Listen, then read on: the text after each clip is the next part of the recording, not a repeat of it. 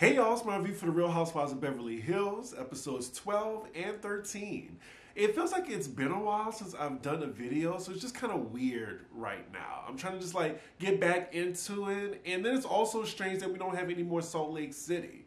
But hopefully, I can get caught up on Miami, which I'm just going to do a live review this weekend, because I have to catch up with that. Those ladies are putting in work over there. It's just been caught up in the shuffle, and I apologize. Anywho, let's get to the first episode titled Bitter Pill to Swallow. This is the episode where they all go to the Homeless Not Toothless charity event.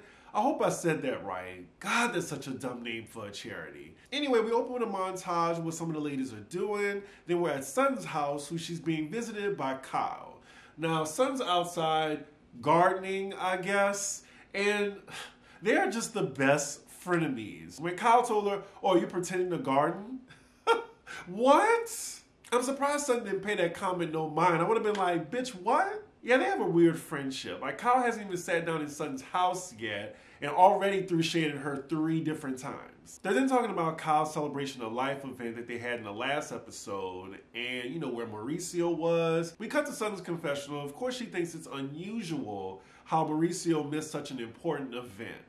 She still thinks something is awry in their marriage. And then, they're talking about the Homeless Not Toothless event. Even they're aware of how stupid that name is, but that's the next event where all the ladies are going to. Kyle's right, they really should consider changing that name because, having good teeth but no home, what's the point? I'd rather have a home before teeth, wouldn't y'all? So then Sun brings up to Kyle how she found out from Garcelle that Anna Marie has been talking about her esophagus again. Yet again. Anna Marie, I tried to give you a chance, but you're really flopping your first season. I don't think you'll be back. But Kyle is trying to pretend oh, really? What? She's bringing it up? You're the one that brought it to Anne Marie's attention, Kyle. You know what you're doing. You're trying to play this Lisa Vanderpump plant the seed game. You're not good at it. Afterwards, we find out that the ladies will be going to Barcelona as well. But Sutton says she's not inviting Anne Marie unless she apologizes. So next scene, we're with Crystal, FaceTime and Garcelle.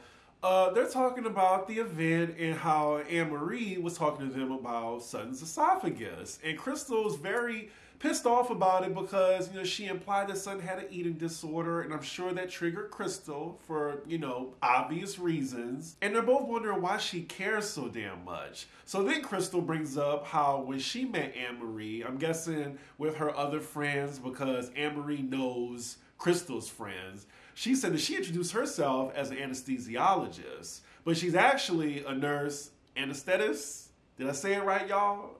Which is a big difference. And also Crystal said that she looked up Sun's condition and it's a real thing. She points out that only took her 5 minutes of searching on Google compared to Anne Marie, who had to look through textbooks and shit. Look, whatever it takes to get Crystal finally activated, I'm here for. It looks like she's mad about the situation more than Sutton is, but hey, I'll allow it. Next scene, we're with Dorit along with PK, and she's overlooking the venue for the Homeless Not Toothless charity gala. Dorit really seems to make this charity about her, but she does say that she hopes this year that they can focus on the performance of the charity rather than the name. And with a name like Homeless Not Toothless, that's not possible. Did anybody ask them what's the purpose of having good teeth if you don't have a roof over your head? Okay, they're going over the event. Dorit's saying how therapy has helped her and PK, blah, blah, blah. Fast forward.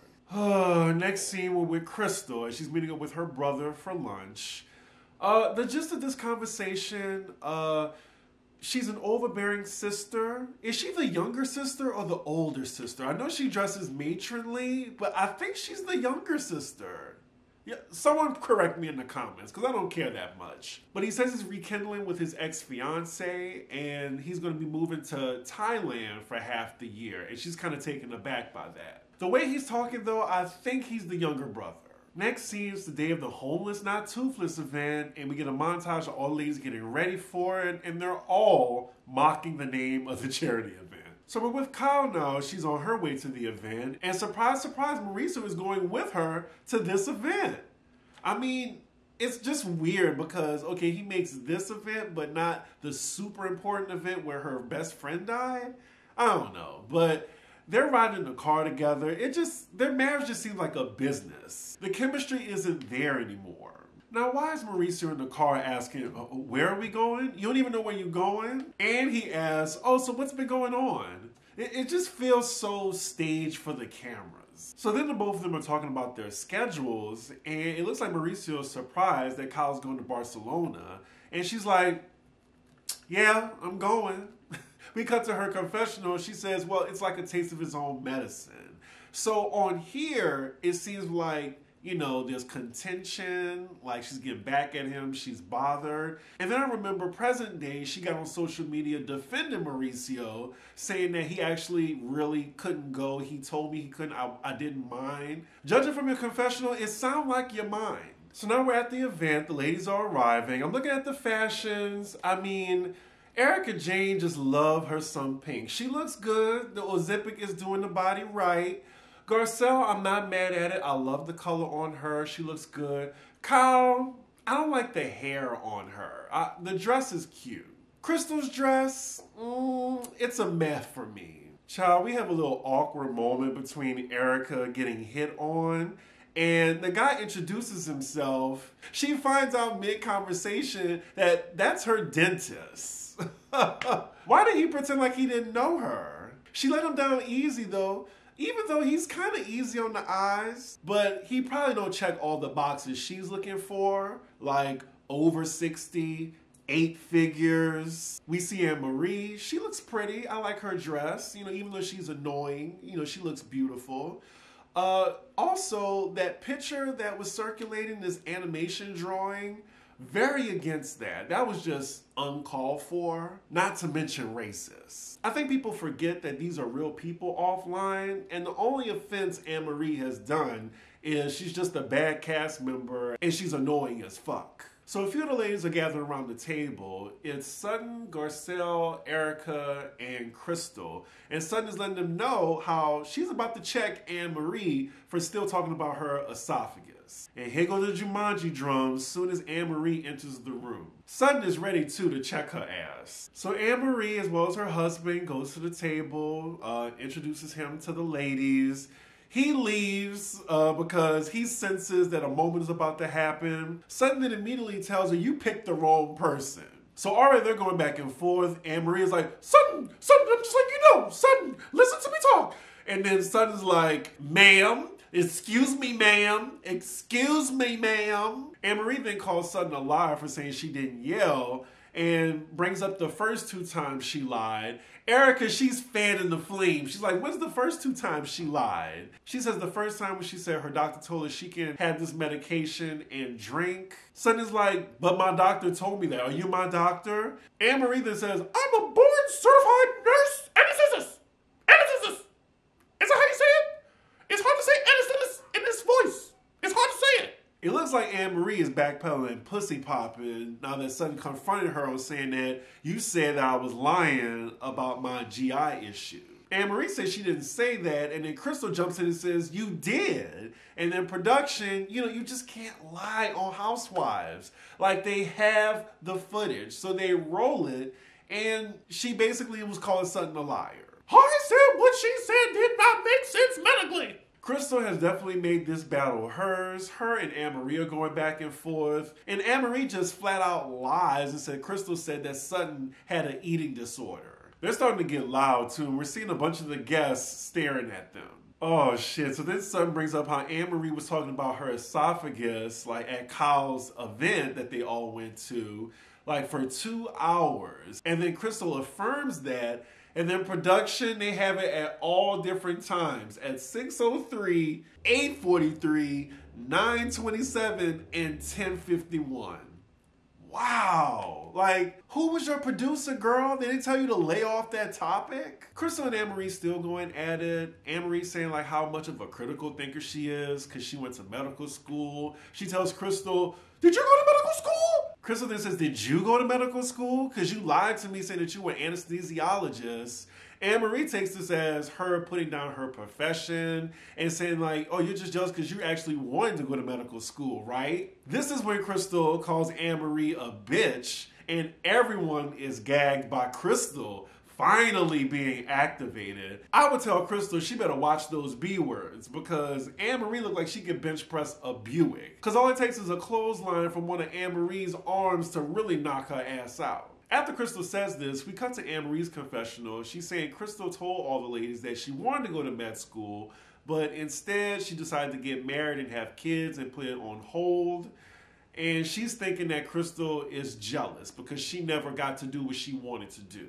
Anne-Marie saying Crystal resents her, I think that's quite the reach. Sutton comes back in the argument, and I totally forgot she's the one that actually has the issue with Anne-Marie. She tells her, you owe me an apology. So then Anne-Marie gives her quite the non-apology and tells her she could take it or not. I just want to point out that Kyle Richards planted the seeds for this scene. Also, on the lowest of keys, I'm glad Garcelle kind of sat back and let Crystal defend Sutton, because we don't want the two black girls going at it, because it'd be a whole Potomac situation.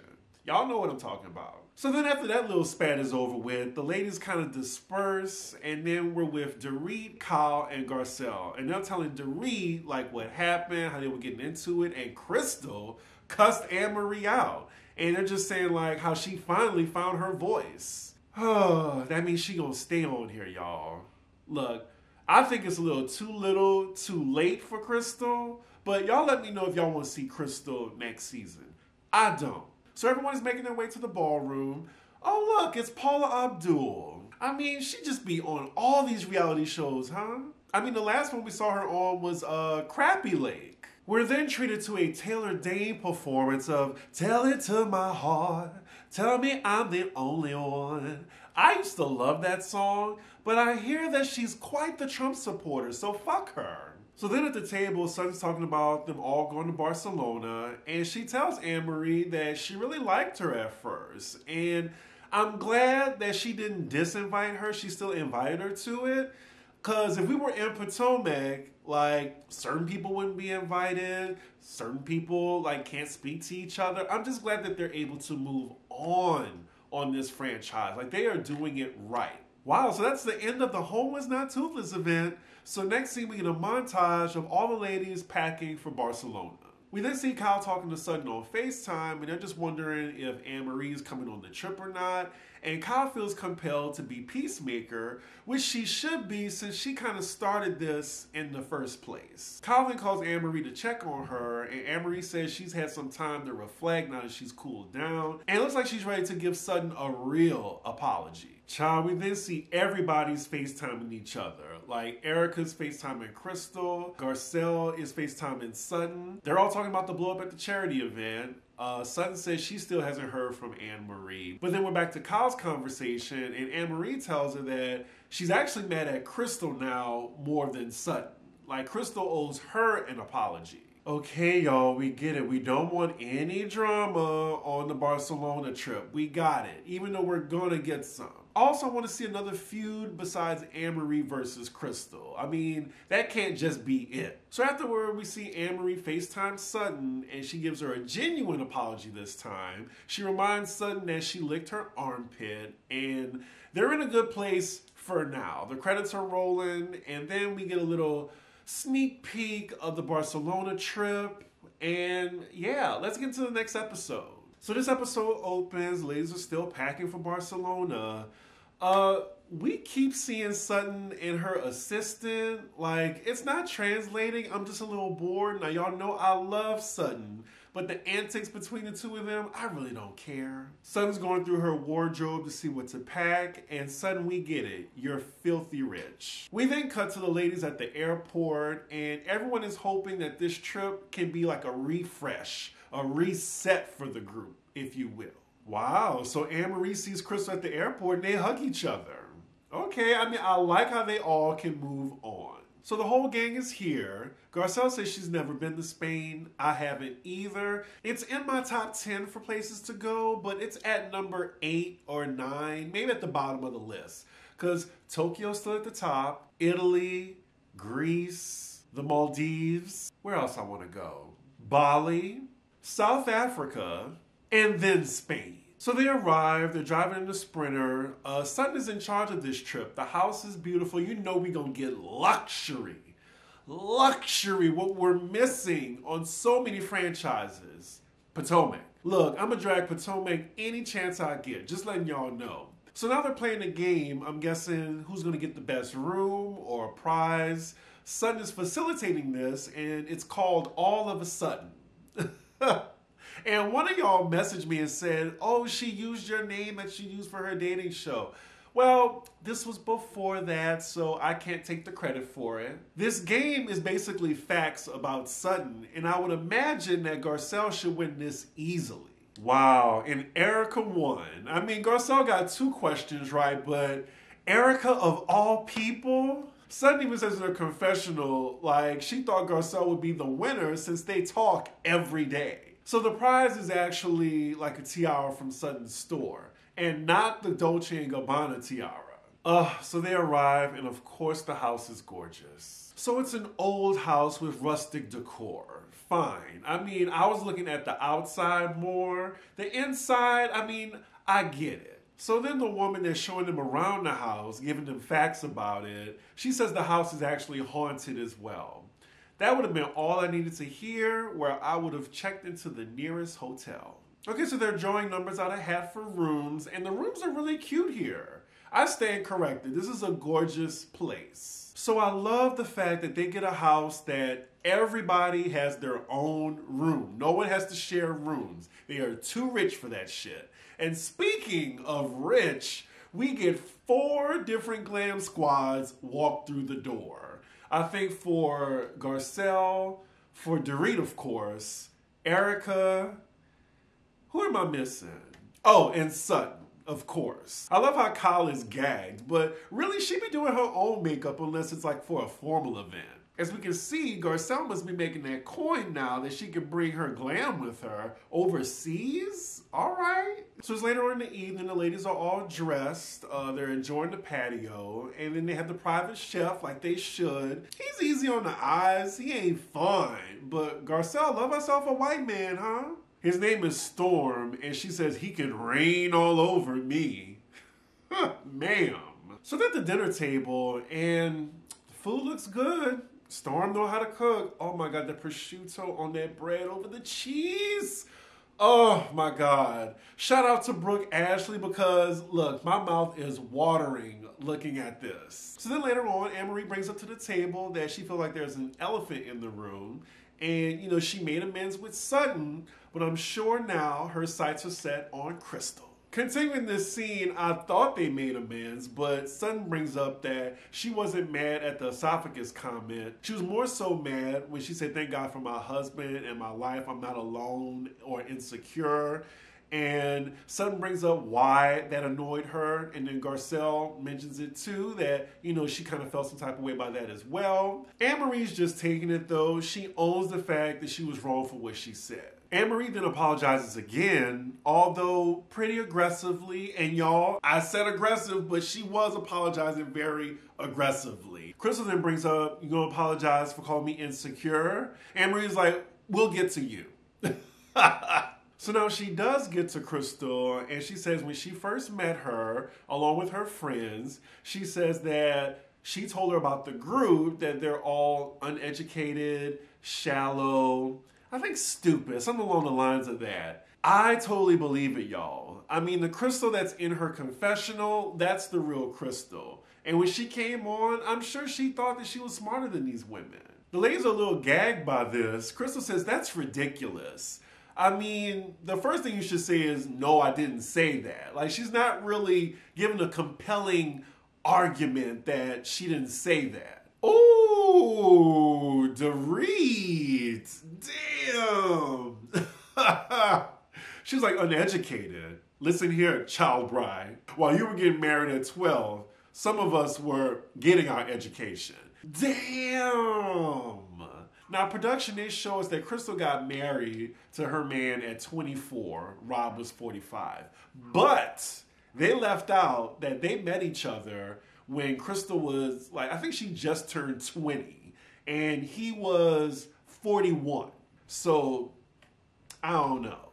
Like, I already told y'all what I think of Crystal's husband. I didn't really take it as like, oh my God, Dorit. I was just like, ooh, that's a read. I don't think she said was that out of pocket. If you weren't mad at Erica Jane coming for Denise's daughter, then you shouldn't be mad at this comment that Dorit made. But she does have a lot of explaining to do at the reunion. So then Garcelle asks Crystal, did you say those things? And she says, I would not tell that to somebody I just met. I don't feel that way. Girl, you should have said hell no. But then production, they rewind, I think it was her first season, and where she said that the ladies, they seem uneducated. I think she said it for real. We cut to her confessional though, and she says that's false, I didn't say it. I don't believe you, Crystal. And it's okay if you said it. Ooh, production's now running a clip show of Crystal kind of condescendingly talking to the ladies about like what words mean or whatever, proving what Anne-Marie said might be true. Anne-Marie continues to put Crystal on blast by telling the other ladies she said that she was the only socialite in the group and the other women were fake socialites. Sunday's like, we all know that I'm a socialite, so. We cut to Dorit's confessional and she's still going in on Crystal. I think she does believe that she said that. She says Crystal's excuse for not being interesting is because her intellect is too high, when actually she's just boring. Sorry, it's funny, y'all. I know we hate Dorit, but this was catty as fuck. Garcelle then asked Crystal, well, did you say that? And then Crystal's like, well, first of all, I'm offended that you would ask me that, but no, I didn't. And Garcelle's like, I'm just asking. I'm sorry, I believe Anne-Marie. Crystal said that shit. But now they're going back and forth now, yelling at each other. I'm just glad Crystal is finally saying something at the table and she's activated. What, it took 3 seasons? We cut to Kyle's confessional and she says she's never seen Crystal have this type of response to somebody. And it is kind of peculiar, but maybe because Anne-Marie knows the real Crystal because she shared the same friends with her. Ooh, Crystal getting spicy, like yelling at her. Wow, okay, like where has this Crystal been? Do not tell me to bring it down. Who is this? Ooh. Wow, Anne-Marie. She tells Crystal, you know what else I want from you? I want to thank you for giving you something to talk about and making your ass relevant. Damn. I'm still waiting. Like, I heard Crystal won this argument. Anne-Marie has a little bit on her. After that, they try to put a pin in the conversation. Anne-Marie tells Crystal, don't take my kindness for weakness. Crystal's like, when have you been kind? I enjoyed this little back and forth, admittedly, but I think Anne-Marie won this. I mean, y'all can feel free to disagree with me. Let me know in the comments. So dinner is over. The ladies all go to their respective rooms. Fast forward to 1 a.m., we see Garcelle tiptoeing through the house. She says she's scared. I don't blame her. She's going to Sun's room. Sun looks like she's still fully dressed. Like, when did the dinner end? Sun then pulls out this hideous hat, which Garcelle rightfully points out to her that it's hideous. Sun puts it on and she looks ridiculous. So Garcelle is legit scared and wants to sleep in Sun's room. So it's the next day, the ladies are getting ready for their activities. Garcelle, what do you have on? Oh my God. Oh my God. Please change. Don't go out looking like that. This skirt blouse combo is a no for me, dog. So then we see Garcelle entering Anne-Marie's room, and then Sutton is talking to Crystal in her room. So of course we're getting the back and forth, the ladies telling their side. Anne-Marie says she doesn't lie. Well, girl, you've lied twice so far since we've met you on this show, so I don't know. But we see Sutton asking Crystal, do you think the other ladies believe that? And she was like, I don't think so. So then we cut to Erica talking to Dorit. And it looks like some of the ladies can believe a hint of it. Like, maybe not all of it, but they can see Crystal actually saying that. Especially if you just go back and look at her confessionals. That's where she's the most spicy. We see Sutton asking Crystal, are you fine with her calling you a liar like that? And Crystal's like, she's going to tread lightly, probably move on from it. She doesn't need to, like, engage. And Sutton's trying to nudge her, like, you need to stick up for yourself and let her know that. Like, speak up for yourself, or else, you know, you're going to get the boot.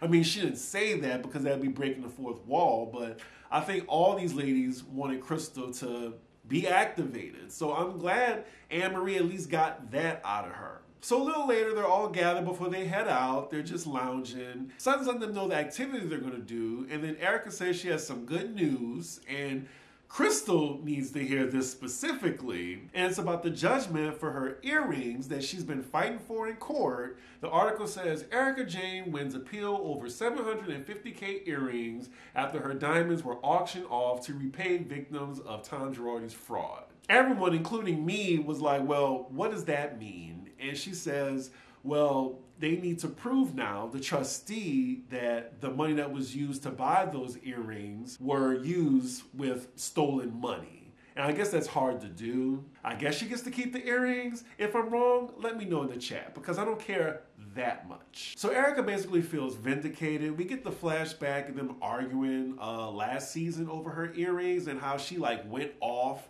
I think especially on Crystal. Now, Legal Eagle's in the chat. Does that mean that she's completely absolved from giving the earrings back? Because she says that she still has to fight it in court.